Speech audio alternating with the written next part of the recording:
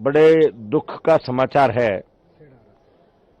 बहुत ही अत्यंत क्षोभ हुआ है आज कि आज कुंभ को प्रशासनिक व्यवस्थाओं के द्वारा कलंकित होना पड़ा है। पिछले स्नान के बाद भी हम सब अखाड़े वालों ने पूरे प्रशासन को सचेत किया था और प्रशासन जब ये आंकड़ा देख रहा है कि 50 करोड़ आने वाले हैं, 40 करोड़ आने वाले हैं, जब प्रशासन का ये अनुमान था तो उसको सेना के हवाले कुंभ को क्यों नहीं किया गया, यहां प्रश्न विचारणीय है। मैं उत्तर प्रदेश के चीफ सेक्रेटरी और उत्तर प्रदेश के जो डीजीपी लाइन ऑर्डर हैं, जो डीजीपी हैं, मैं इन लोगों को व्यक्तिगत हमेशा कहता रहा कि आप सेना को बुलवाइए और सेना को ये कुंभ हवाले कीजिए, क्योंकि इतनी जनता आने के बाद ये पुलिस प्रशासन के बस का काम नहीं है। और उसका परिणाम है कि आज हमारे ऐसे ऐसे श्रद्धालु, किसी के बाप का बेटा चला गया है,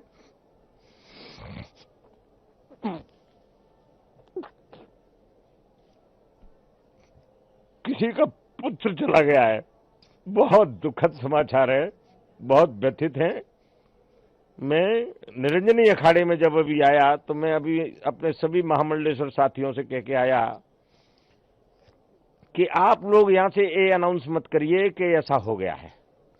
आप लोग धीरे धीरे अपने भक्तों को कहिए कि वो अपने अपने कैंपों में लौटें, क्योंकि एक साथ अगर हम वहां भी कह देंगे कि स्नान रद्द हो गया है तो लोग एकदम वहां भी भगदड़ मचने की आशंका है और प्रशासन पूरी तरह फेल हो गया है।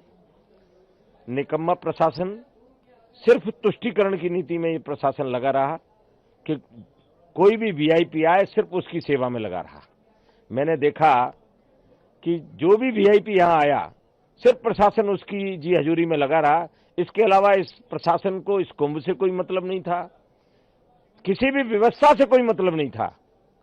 और जब 25 बार हम सारे अखाड़े मिलकर कह रहे थे कि सेना के हवाले इस कुंभ को कर दीजिए, हमारे देश में सेवाभावी लोगों की कमी नहीं है, अगर ये सेना के हवाले कुंभ हो जाता तो मुझे नहीं लगता कि इतना बड़ा हादसा होता। बहुत दुख है, बहुत दुख है, बहुत दुख है। अखाड़ों ने क्या निर्णय लिया? देखिए, अखाड़े तो जो प्रशासन व्यवस्था कहती है उसके अनुकूल चलते हैं। हम सब लोग संवैधानिक व्यवस्था में विश्वास करते हैं और संवैधानिक व्यवस्था के तहत इस मेले की जवाबदारी जो है प्रशासन की है, जो भली भांति इसको संपन्न कराए। और मैं महामंडलेश्वर स्वामी प्रेमानंदपुरी निरंजनी अखाड़ा पूरे देशवासियों को ये कहना चाहता हूं कि आप ये मत समझिए कि आगे जो स्नान है वो ठीक से नहीं होंगे। स्नान सब ठीक से होंगे और माननीय प्रधानमंत्री जी का संदेश आ गया है कि सेना के हवाले कुंभ को किया जा रहा है। और प्रयागराज महाकुंभ में श्रद्धालुजनों की भारी भीड़ है। लगभग 8 से 10 करोड़ श्रद्धालु इस समय प्रयागराज के अंदर मौजूद है। कल भी 5.5 करोड़ श्रद्धालुजनों ने महाकुंभ का स्नान किया था। ये जो भारी दबाव श्रद्धालुजनों के कारण और श्रद्धालुओं के संगम नोच पर जाने के कारण वहां पर एक बना हुआ है, लेकिन पूरा प्रशासन मौके पे वहां मौजूद है। रात्रि को 1 से 2 बजे के बीच में अखाड़ा मार्ग पर, जहां पे अखाड़ों के अमृत स्नान के दृश्य से बैरिकेड्स भी किए गए थे, तो बैरिकेड्स को फांद करके आने में कुछ श्रद्धालु गंभीर रूप से घायल हुए हैं। उन्हें तत्काल हॉस्पिटल में पहुंचा करके उपचार आदि की व्यवस्था उनके लिए की गई है। उनमें से कुछ श्रद्धालु गंभीर रूप से घायल हैं। लगातार प्रशासन स्थानीय स्तर पर श्रद्धालुओं की सकुशल स्नान कराने की रीत से रात्रि को कल सायंकाल 6:30-7 बजे से ही मौनी अमावस्या का मुहूर्त प्रारंभ होने के बाद से ही लगातार लगा हुआ है। प्रयागराज में महाकुंभ में श्रद्धालु जनों के सकुशल स्नान करने, अमृत स्नान के लिए देश भर से आए हुए श्रद्धालु जनों की व्यवस्था के लिए, उनके कुशल क्षेम के लिए आदरणीय प्रधानमंत्री जी का प्रातःकाल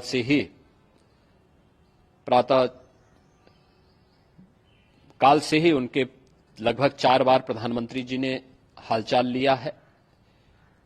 माननीय गृह मंत्री जी ने, माननीय राष्ट्रीय अध्यक्ष भारतीय जनता पार्टी श्री जेपी नड्डा जी ने, माननीय गृह मंत्री श्री अमित शाह जी ने भी और प्रदेश की माननीय राज्यपाल श्रीमती आनंदीबेन पटेल जी ने भी लगातार जानकारी लेकर के सभी के कुशल क्षेम और सकुशल स्नान कराने के बारे में निरंतर रिपोर्ट ले रहे हैं। हम लोगों की प्रातःकाल से ही श्रद्धालुजन जो भी आए हैं वे स्नान कर सकें, इसके लिए यहां पे उच्च स्तरीय बैठक भी चल रही है, जिसमें मुख्य सचिव भी हैं, डीजीपी हैं, प्रमुख सचिव गृह हैं, मुख्यमंत्री कार्यालय के अपर मुख्य सचिव के साथ एडीजी लॉ एंड ऑर्डर के साथ साथ अन्य वरिष्ठ अधिकारीगण मौजूद हैं। प्रयागराज में हालात वर्तमान में नियंत्रण में हैं, लेकिन भीड़ का दबाव बहुत बना हुआ है। अखाड़ा परिषद से जुड़े हुए पदाधिकारियों के साथ मैंने स्वयं भी बातचीत की है।